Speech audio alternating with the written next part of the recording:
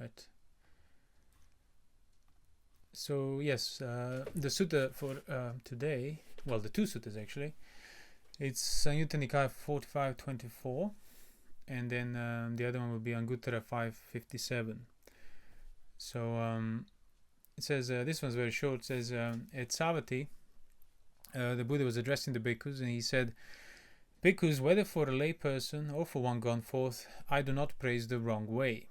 Whether it is a lay person or one gone forth, who is practicing wrongly because of an undertaking the wrong way of practice, he does not attain the method, the dhamma that is wholesome." In other words, he does not develop the right view, he does not become a sotapanna.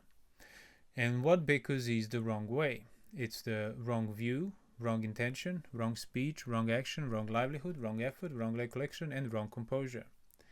This is called the wrong way, and whether it's a lay person or one gone forth who is practicing wrongly, that is basically the reason that their practice does not lead to the attainment of the method and that the dhamma that is wholesome. And then bhikkhus, whether a lay person or a monk, I praise the right way. Whether it's a lay person or one gone forth who is practicing rightly, because they undertake the right way of practice and they attain the method, the dhamma that is wholesome. What bhikkhus is the right way? It's the right view, right intention, right speech, right action, right livelihood, right effort, right recollection, right composure. So that's called the right way. So I thought just to kind of add this sutta just as a reminder, because I think even people that who have been listening to our talks, even like regularly or over a longer period of time, I think even they would, some of them might still have a certain kind of tacit assumptions and notions that the practice can be done differently if you're a householder.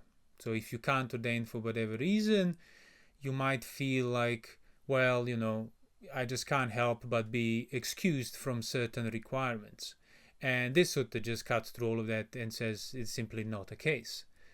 So, and I think also like often what happens, the 5 precepts, the 8 precepts, the celibacy or the kind of non-celibacy, the lines get blurred, and also thanks to the like contemporary Theravada not making it any clearer and kind of confounding the matter further.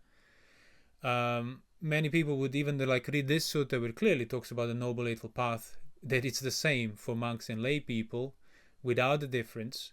It constitutes the right way or the wrong way, but they would still kind of believe, well, I don't have to do it to such an extent. In other words, I can get away without being celibate, or I can get away with my speech, sometimes being kind of unwholesome because that's just the world we live in, and so on. And I mean, again, like nobody forces you to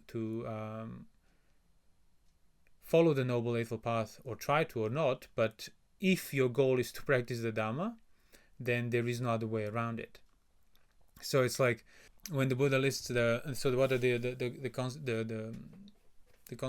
constitutes the Noble Eightfold Path, the right view, which we often talk about, understanding where the suffering comes from, the Four Noble Truths. There are many different ways you could many different aspects you could use to describe it, but it kind of leads to the same understanding. Right intention, right speech, right action, right livelihood, right effort, right recollection, right composure.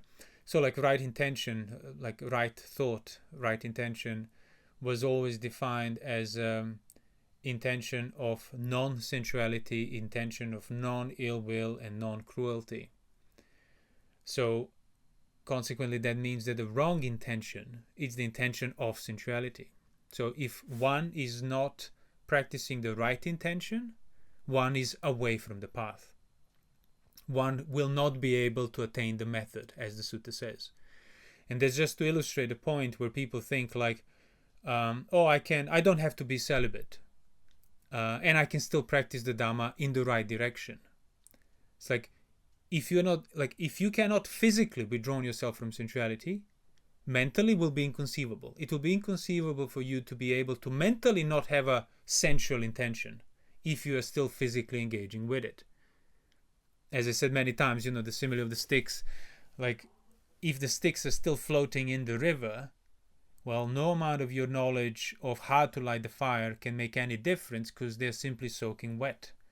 So you need to take them out of the river first, but even then you gotta wait for them to dry. And that's this part of drying up, like your bodily behavior that you would have stopped.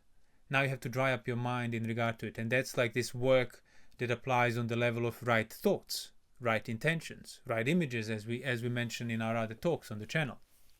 So the whole training, it's the same. So whether you wear the robes or not, if you want to practice the Dhamma, you have to follow the same path. And usually the difference that the suttas kind of describe between the lay people that practice the Dhamma and the monks was not in how they practiced, was not in how they got to there. As a matter of fact, there is not a single sutta that describes a lay person's method of practice independent of talking to the Buddha, basically. Like, they're like, oh, the Buddha said this is how lay people should practice towards Sottapatti. No such thing exists. The suttas exist like this, where there is no differentiation between the method. And then the suttas exist of after they became Sotapanna and noble disciples, and kind of what they returned to, or what they chose to do, whether to ordain, whether to pursue it further, or they were content with it. So, and that's the point here. So you realize, like, the method of getting there is the same according to the suttas. It would make no sense to for lay people that the method would the requirement for the method is lower than for the monks, because monks would have already be giving up the lay life, the attachments, the safety of family, which means surely then there would be less requirements for the monk's practice and more for lay person's practice. But people today like to believe the opposite. So the method was the same. What was not the same was after you get the right view, after you attain the method, after you understand the nature of suffering, after there is no second arrow hitting you, are you content with that? Do you choose to stop there and then, okay, I'll go back? You might not have left family, but you would have certainly been internally withdrawn from it in terms of practicing the Noble Eightfold Path. So you might choose to go back and support and then look after people that depend on you, or for whatever reason, or maybe your health prevents you to live like a monastic life, or so on. But you would know that that's now not the practice. You know exactly what practice was undertaken to get you to that method, to that understanding of the Dhamma that is wholesome. And for many people, that might feel like more than enough. And in a way, it kind of is, obviously, because, it's still like it's a major leap. It's a bigger leap from a Putujana to a Sotapanna than from a Sotapanna to Sakadagami, in a way. So it was understandable that even in the suttas, the Buddha had to go around kind of prodding and sort of admonishing monks for not practicing for arahantship, for being content with what they got. Because he would say, well, no, I would still go and tell them, don't be negligent, make the effort. Why? Because there is still something that could be developed. There is still work to be done, and you'll regret it later, because this stood now in your life, this life in particular, it's the most optimal. In other words, the amount of effort that you make in this life towards the Dhamma practice has the highest benefit, has the highest gain. And there was a sutta that illustrates that. I think it was about a group of devas were talking to the Buddhas or something, and they lived in such a realm where they're all so confined, so packed up. He said, like, I don't know, thousands of them would take the space of a needle head. And yet they have no ill will. Their minds are immeasurable, and doesn't matter how squeezed they are. Basically, the internally kind of they're unrestricted. And then Sariputta said, "Oh, that's probably because they practice that in that realm." And the devas corrected him and said, "Actually, no. Please let him know that it's not. It's the practice we made while we were humans. So in the human realm, the little effort that they made, resulted being reborn in these like obviously factually better places where the mind is simply unconstricted, because what might feel like little effort now, little effort in the right direction, obviously not any effort, but little effort in the right direction can, as the other suttas say, be like streams of merit. So like you could spend your whole life keeping the 5 precepts, being generous, being helpful, being kind. And that's like the base sort of threshold of meritorious behavior. So, but you wouldn't know whether it will be enough or not, or for how long you will be benefiting from it. But then the Buddha would go and explain, says, but if one develops the right view, cultivates the right view, even for the duration of a finger snap, or the actual jhana, withdrawal from sensuality, thorough drying up, even just for a finger snap, that's like the streams of immeasurable merit. So in other words, even you failing to actually say get the right view or become an arahant, practicing according to the right method that he describes in this sutta will be immeasurably more meritorious than any merit that you do in a mundane sense.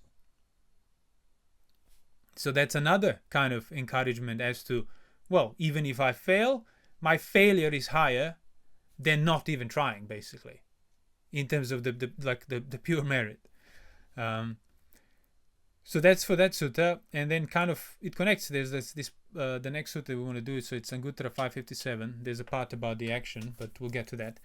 So it says, bhikkhus, these are the 5 themes that should often be reflected upon a woman or a man, householder or one gone forth. Again, so no difference in what you gotta, what method you have to follow, what requirements you have to reach, and what reflections you have to do.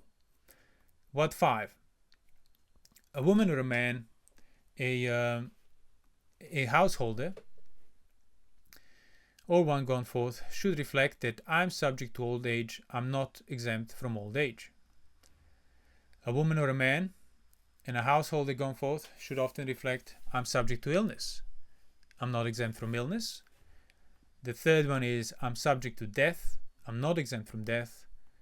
The fourth one is I must be and will be inevitably parted, separated from everyone and everything dear and agreeable to me.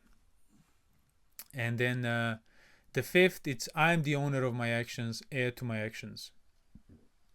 I have actions as my origin, action as my relative, actions as my resort. I will be the heir of whatever actions, good or bad, that I do. That's what we just talked about. Like, even if you don't necessarily you won't be able to recognize the implications of your actions because you simply don't see the bigger picture. You can guess, you can have an inkling, but the implications of your actions are kind of infinite in that sense. So it's like, but you could know whether your actions are rooted in wholesome intentions that are aligned with the noble eightful path, or the wrong intentions of sensuality, intentions of ill will, that are not aligned with the noble eightful path. So you don't need to wait to confirm the results of your actions, because obviously your life will run out and the results would have not necessarily been depleted. But if you know that they are rooted in wholesome, if they are rooted in the right intention, you know that nothing bad can come out of them, even in 20 eons time, so to speak, because the direction is decided in the beginning on the basis of your intention.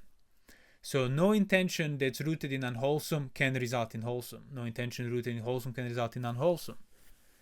And that just remains. So if it's a meritorious, in a sense, aligned with the noble eightful path, like in terms of the highest merit, you don't even need to worry about the implications and stuff, because you recognize that the roots of it are rooted in wholesome. Even if the whole world blames you for it, say you want to be celibate, you want to withdraw from sensuality as a layperson, and everybody around you is attacking you for it and saying that you're I don't know, you're mad, it's unnatural, you shouldn't be doing it, and stuff.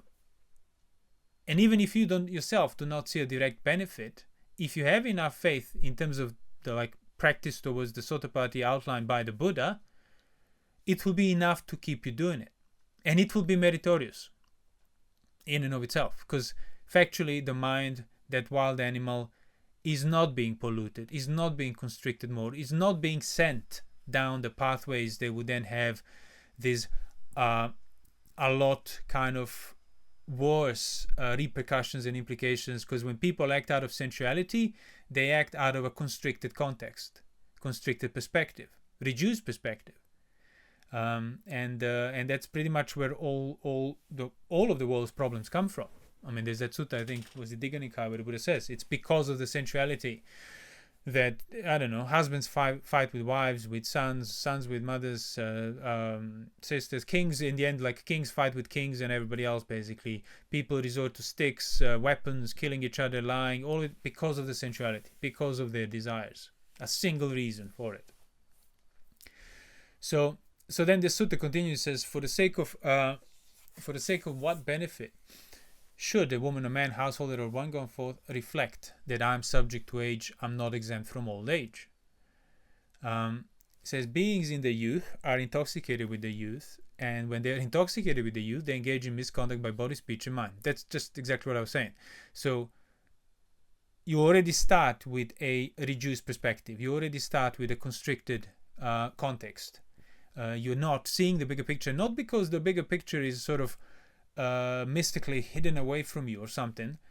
It's because you are ignoring certain aspects of it, usually the unpleasant ones, such as I'm subject to old age. A young person does not like to think, doesn't see a point in thinking about them getting old and how it will be. And why don't they see a point? Because they're drunk. They're drunk with the youth. They simply refuse to go in that direction. So that's why the Buddha needed to encourage these reflections, because by making an effort to think those things, like in that kind of personally felt sense, not just abstractly contemplating old age or something, but in that personally felt sense, the Buddha needed to encourage people to do it, because it goes against the grain of your whole being. It goes against what you would want to do. It goes against the alignment of your desires, and so on. Sorry. So it says, but when one often reflects upon this theme, the intoxication with youth is either completely abandoned or at least diminished. So in other words, you are intoxicated because you refuse to think about the obvious nature of your life, of your experience. You refuse to stick to those reflections. You refuse to cultivate them. You refuse to allow them to kind of sink in and be felt. But if you do, well, the intoxication of the youth cannot remain. It will be undermined, it will be eroded, and eventually it would evaporate or at least diminish. So that's why the Buddha said it's for the sake of that benefit. So it's for the sake of basically sobering up in regard to your life, in regard to the permanence that implies, ownership and everything else. So the next one is, for the sake of what benefit should a woman or a man, a householder or one going forth reflect thus, I am subject to illness, I'm not exempt from illness. This is the same. So when beings are healthy, they're intoxicated with their health. In other words, they refuse to think about illness. They kind of immediately default back to that automatic conviction that, okay, now that I'm cured, I'll be healthy forever type of thing. Even if you know deep down, of course, I can't. I will get sick, but I'll deal with it when it comes. I'll be okay. So it's just, again, like a carelessness that results on a kind of being drunk with your current health. So you simply don't care what happens to you in that sense. And because of that, you refuse to think about the obvious possibility of illness coming at any given time. So in and of itself, that intoxication wouldn't be a problem. However, as the sutta says, and as anybody honest enough would see, it will be impossible to not engage in misconduct by body, speech, and mind if you are not intoxicated. So it will be also impossible to not engage in misconduct by body, speech, and mind. In other words, it's not possible to think that you can be intoxicated but not engage in misconduct by body, speech, and mind.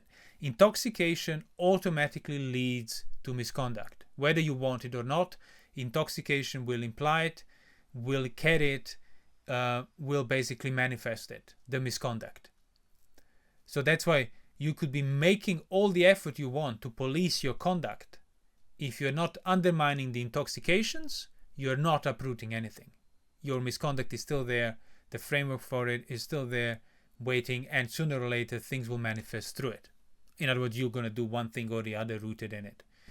So that's why, yes, you start with sense restraint and precepts and withdrawal, but it's these reflections that then start to address the roots of the problem. So if intoxication with health, intoxication with youth are removed, well, the great basis for future misconduct, for the possibility of misconduct, is removed. So you are actually uprooting it. So that is the benefit that a woman or a man, householder or one of both should often reflect on the on illness. The third one is same about death, but it's the same principle. It says one should reflect that I am subject to death, I'm not exempt from death, because during their lives, beings are intoxicated with their life, and when they're intoxicated, they engage in misconduct by body, speech, and mind. And this one is kind of probably offers the most contrast. It's the most obvious that when you genuinely contemplate death, you immediately like kind of the undermine all of the desires that you might still have towards anything that's based on life, or at least threaten them. Everything will feel threatened if you actually start contemplating death. But that's only because there is still intoxication and expectation and assumption of permanence in regard to life. You remove the intoxication, thinking about death will be the most liberating thing, because it just reveals that which you would have already developed, the unownership, burdenlessness, complete liberation of the mind. So it's just aligned with it, pretty much. Death is aligned with Nibbana. So that's the benefit that one should, that's why a householder or a monk should often reflect on these things. Then the next one is in regard to possessions. So it's like whether a householder or a monk, the benefit for often reflecting that I must be parted and separated from everyone and everything dear and agreeable to me is just to kind of undermine that day-to-day negligence, willful ignorance of taking up things, taking up possessions, while if you were to stop, think about it, develop a context, you will recognize that even things that are yours are not yours, really. Like you the only time, say you borrow something from somebody, the only time you would basically believe or start believing that you're an owner is if you forget that it was actually borrowed, or if, say, you never knew, you thought it was genuinely yours, but then you discovered that no, you just borrowed it. So at any point of your usage of the thing that you borrowed, that you know, and you make the effort to not forget that it's borrowed, at no point would you then think, oh, I'm the owner, I'm the master of this, because at any time the owner can come and ask for it. So you're still using it. You don't need to destroy it or throw it away to prove that it's not yours. You already fully understood that it's not yours in its own nature. So that's kind of the nature, and that's something like when people find difficult to understand, like, oh, how is the Arahant? How does he operate on a day-to-day basis when, when anatta is fully developed, nothing is his? That's how. So he still has perceptions of things and significance of the things and what those things can be used for, but at no point does he fall back into that view, which he's now incapable of, that he is the owner and those things are like solely dependent for him. And so whatever he engages with, he engages through that third person sense in a way that this is someone else from the start, throughout the duration of it. So that's why if you frequently think and recollect that even things that are yours, including people, are not yours, cannot be yours, because at any given time they can be taken away, and it's unfathomable for you to be even able to like see how that would happen or stop it or be in the way of it. Inconceivable. You're just going to be subjected to it one way or the other. So it's not about, none of these reflections are about, oh, I need to think this through and arrive at some sort of resolution. These reflections are not the management of your anxiety, of your fear of illness, of your fear of losing the loved ones. They're actually supposed to bring it up. And they're supposed to bring it up because you're willingly choosing to ignore it. And the benefits of bringing it up is to train your own mind to stop ignoring it, to stop resisting it, and to stop taking it for granted, because that's where the sense of ownership comes from. You can tell as your commonplace sort of Theravada instructions, like, I practice anatta, nothing is mine, electrons are constantly changing, kalapas are constantly flowing, and so on. So like you could be repeating that, parroting that for the rest of your life, and no amount of your ownership would have diminished as a result of it. Because the ownership diminishes when that wild animal ceases to be wild. When that wild animal starts to listen to you, your own chitta. When your own chitta cannot take possession of things. So for that you need more than just these superficial mantras to repeat to yourself. For that you need these reflections. For that you need to feel the danger, the fear, the discomfort of the ideas of separation, illness, death. And again, not just so if I feel this long enough, things will magically fall into place. No. I bring these feelings up because the mind doesn't want to look at it. So I bring it up so that the mind learns the animal learns to sit down and calm down in face of these things, and not pressure me and push me and goad me and prod me to go back to sensuality and provide its distraction, so it continues thinking away from the obvious nature of your experience: sickness, aging, death, separation from everything that's agreeable and dear to you. So it's not to like torture your mind either. It's really the reference point for these reflections. And actually, the more you do these reflections, the clearer will be your mind will be outlined as well, because that's where the resistance will be coming from in regard to these things.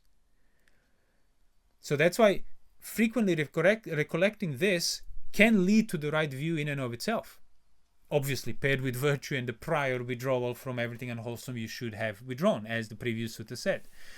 So you don't need to expect like a perfect contemplation or perfect results of these contemplation right from the start. The point is to kind of provoke the mind out of that sense of indolence, out of that sense of ignorance, negligence, and non-self-awareness. So it's probably going to be felt unpleasantly in the beginning, but again, you're not doing it for the sake of like amplifying that discomfort or something. Like, because sometimes people might feel, okay, so if I double down and increase this pain of this fear, somehow things will be quicker. Not necessarily. The measure is the mind. So you reflect these things on these things. You have maybe some feelings, some resistance come up, and then you leave it there and try not sort of get distracted from that. Because as the other suttas say, you want to be furnishing your mind with these perceptions. So the mind's looking one way, and that's the way you are showing it these perceptions. It looks like, oh, here's a bit of impermanence. Oh, you want to see this? Yeah, you can look at it, but look at it through the contemplation of illness. Look at it through the contemplation of losing the things that are dear to you. And that's how the mind will then realize that it cannot outrun it. That also it will realize that ignorance doesn't work. That's why avijja feeds avijja, as the sutta says. Basically, through ignoring, you generally convince yourself that the problem is gone. And again, it's on the level of chitta does that already. So by frequently recollecting on these things, it will eventually sink down into the mind. Chitta will understand that even when you ignore stuff, these things are there. So that belief that your ignorance works will be diminished. Eventually, it will be completely uprooted if you stick to these reflections. Like even monks were encouraged to contemplate death, contemplate these things, because it's like the quickest way to basically teach the mind what really needs to understand, and it's the quickest way towards freedom. So that's kind of the point, that through recollecting these things, not for the sake of psychologizing your way out of pain or doubling down like through the ascetic like bearing of the pain and just bringing more of this context. No. Just to like provide, let's say like that, provide a certain discomfort to your mind, and then leave it with it until it gets used to it. So it doesn't need to be terribly overwhelming or anything like that, but it needs to be there. That kind of resonance needs to be there, and it's not going to be felt like resonance. It's going to be felt like dissonance, probably, because, as I said, all the desires and everything else is leaning towards looking away from it. So if you provide that long enough, if you reflect on these things long enough, it's not that you will become incapable of forgetting things. Like forgetfulness is just the nature of the five aggregates. It's how things work. But you will be unable to maintain and carry further the belief that forgetfulness exempted you from these contexts. That connection will be severed. And that's what means like avijja is destroyed. Not that Arahant is constantly thinking about everything all the time. No, it's just that even when he forgets, that's forgetting happens within his recollectedness. Recollectedness of certain contexts, that no forgetfulness can induce any old beliefs of, oh, I'm actually separated from those implications. Those things do not apply to me anymore. And that's why the power of distraction, the power of sensuality, because for as long as that belief, that connection with avijja exists, then giving in to those directions of distraction, even if you keep telling to yourself, oh, I know this is unbeneficial, on the inside, your mind, your chitta still believes that it does actually, at least for that duration, free you from these pressures of these inevitable contexts. But once that belief is severed, well, your work's pretty much done then. You will not be able to return to sensuality, because the sole purpose of the entire sensual domain was to maintain that momentum of that belief that makes you basically feel free from the problems of these fundamental existential nature. So that's the benefit of that. And then what's the benefit because of which a woman or a man, householder, one gone forth, should reflect that I am the owner of my actions, heir to my actions, have actions as my origin, actions as my relative, actions as my resort. I will be the heir to whatever actions, good or bad, that I do. I already said, kind of talked about it when we did the first sutta. It's basically recognizing that the wholesome or unwholesome or neutral actions are determined by your intentions. So that kind of brings the weight of the responsibility on the intentions, because usually in the beginning the weight on the responsibility of one's actions are pretty much on the results of one's actions. So like, I'll steal for it and I'll lie and I'll feel the weight of it only if I get caught. That's how many people operate. If I don't get caught, if I don't obviously harm anybody, it's not unwholesome. They don't see it as a problem and they'll do it. But if you start recognizing that the action begins with your intention, means, oh, you are already incurring a lot of unwholesome, including like the actual results of those actions are already felt, even if you don't necessarily see them. And those results are felt on the level of that wild animal. So as I often say, as I said in those previous talks as well, so everything might feel fine, even for people that don't keep the precepts. It's not that they're like unhappy or something because of it. It's just that they're going to pay a higher price, and they're already paying it without realizing that. So it's like when the wild animal is allowed, the wilderness, it's allowed to do what he wants. It's not being tamed. You're basically increasing its capacity for wilderness, its capacity for being irrational and crazy and wild and prone to passion. Which means when that animal turns around and bites you, which it will, when illness happens, when you lose, inevitably has to happen, it will bite you a lot harder. So the state of the mind, of an untrained mind, it's not a neutral, it's not like a static thing. Okay, there's untrained and it grows and it knows no limits. So when the time comes, when that mind doesn't get what it wants, it will turn against you and it will bite you a lot harder, a lot more viciously. It will cause a lot more damage than the mind that, say, was significantly tamed and still turns around and starts blaming you for something. And that's the difference that I keep telling to people, even when, when they're caught up in these mental patterns of self-loathing and blame, and it's just with all this force and power for years and they can't get rid of it. That's the reason why.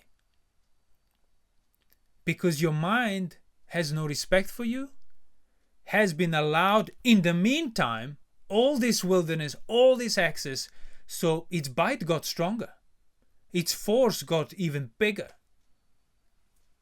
If you take that away, no amount of your traumas and stuff from the past and the mind trying to revolve around it can hit you as hard, because you're taking away the sail from its wind, the sail from its wind, the wind from its sail. And that's the point. So it's not a static thing, just like black or white. It's like your actions matter. Are you feeding the wilderness, the craziness of the animal, or are you reducing it? So although it still hasn't turned around to bite you, the fact is that you're cultivating the wilderness of the animal means you're already basically deciding what type of bite it will be when it happens. So, in other words, the results of your actions are already being developed there, even without anything obviously palpable and so on at the time. So that's why it's important to always, like, I'm the owner of my actions. Like, they cannot go on to anybody else. They will remain bound with me and this mind, and there is no third option there, basically. It's just there's no second option in that way. So that's why these reflections are on the same level, the reflection about action and the ownership and the roots of it, which is your intentions. That's why they're on the level of contemplating sickness, aging, death, separation, and all of it. It's that fundamental. So then says the noble disciple reflects thus, I'm not the only one who is subject to old age. So basically, see, you reflect like this. The way we described it, it will eventually, as I said, outline your mind more and more simply through that sheer gratuitous resistance of the mind in regard to these contemplations. And then that's pretty much what Sottapatti will be. Like, when you see your mind, that animal clearly, when a certain layer of identification with it is abolished through that seeing it. See, through perpetually not seeing the animal, through habitually not seeing the extent, the outlines, the nimittas of your mind, that's the Attavada. The result of that is Attavada. Attavada is not your theoretical conviction that I am self and so on. No, it's the symptom. It's the result of an underlying ignorance, looking past and non-recognition of what the citta is. So if you would have been outlining it through precepts, restraint, and these recollections frequently dwelt upon, the citta will be seen, and then whether you want or not, you will be unable to identify with it and assume yourself as some sort of external owner to the whole thing. So Attavada will be gone. So that's why the noble disciple, once he's kind of cultivated and established in these recollections, will then also know that I'm not, and will be able to remind himself as well, I'm not the only one who is subject to old age, exempt from old age. All beings that come and go, that arise and pass away, they undergo the same, basically, nature. They're subject to old age, rebirth, and birth, old age, and not exempt from old age. Subject to old age are non-exempt from old age, I see. So he would often reflect on this theme. The path is generated even clearer. He pursues it, develops it, and cultivates it, and then all the fetters will be abandoned. So this is like a condensed way. See, like, you would have contemplated enough that you're subject to old age. The mind would have been outlined and so on. But now within that, say you would have abandoned Attavada, you are a Sotapanna, but within that there is still that sense of I am that still lingers through some perversion of perception in regard to the ownership, in regard to permanence. So it's not on the scale of a Putujana, it's not on the extent of a Putujana's mind who doesn't see any of it, so he's like really subjected to the whole thing, but there is still remnants, the residues. As the sutta says, it's like, Putujana would have been stuck with a poison arrow that's still like emitting poison into the wound, but a noble disciple would have had arrow pulled out, but there is still now the residual poison left. So then he needs to follow a certain diet, anoint the wound, clean it until that's gone as well. There's secondary infections and so on. And that's what these recollections say. So the path will be generated in a Sotapanna. The path that he knows will be highlighted if he keeps reminding himself of this. Oh, this is, like, again, even to the extent that I understood and to the extent that I do have a conceit of I am separate from this person or that person, well, to that extent you kind of recognize, well, but this I am that might feel separate to that subtler extent, not like a Putujana's level of conceit, but even that cannot be exempted from it. Even that cannot not partake in the same nature. So in other words, it's just practicing what Ada Sutta says a noble disciple should practice. Not mine, not for me, not I am.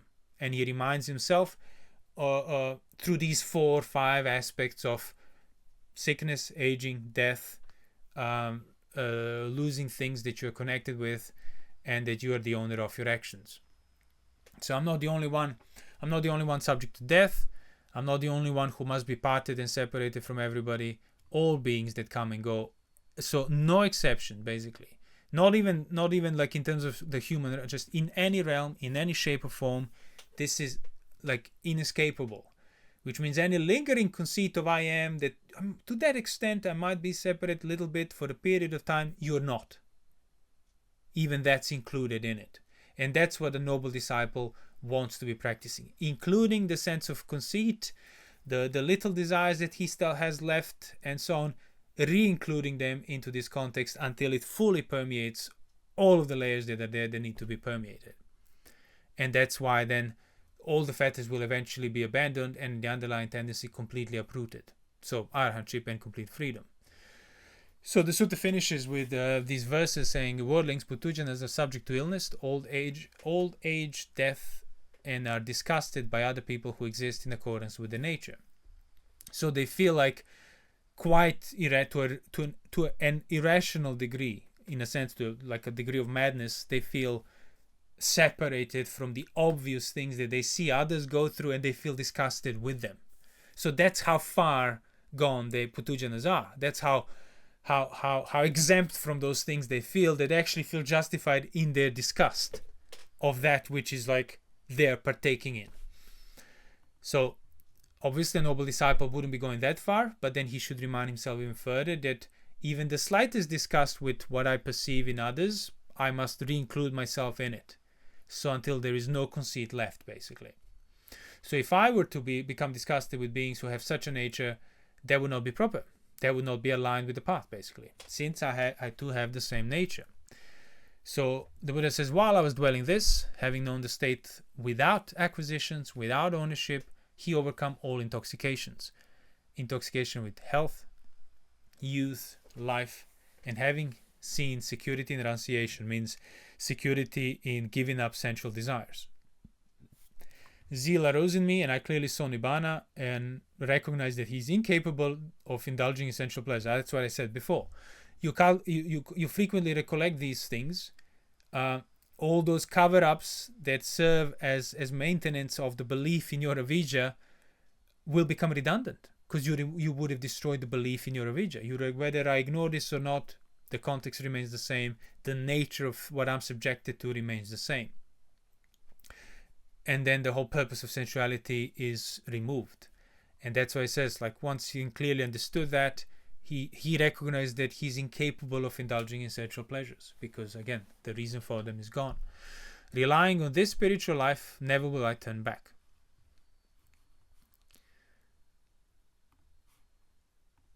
So that concludes pretty much these two suttas.